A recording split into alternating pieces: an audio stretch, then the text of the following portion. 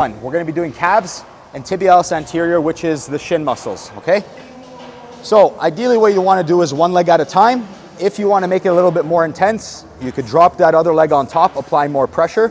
But the whole idea is you want to be really aware of your body as you're rolling, and you want to continuously apply pressure to your muscles as you're rolling up and down, right? So if I'm doing my calves, I want to roll all the way to the origin of the muscle, which is behind the knee. And then I want to come down all the way to the insertion, which is pretty much at the ankle. And I'm continuously applying pressure as I'm rolling up and down.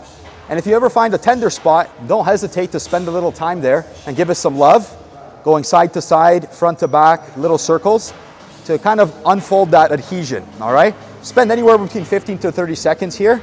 So now we're gonna be doing the tibialis, all right? So we're gonna do the right side and the left side. Usually it's the right side, so the outer side of the shin bone. That is really tight for people. So what you would do is go on this side here. You would contort your body a little bit to the side because you're going to be rolling your bone.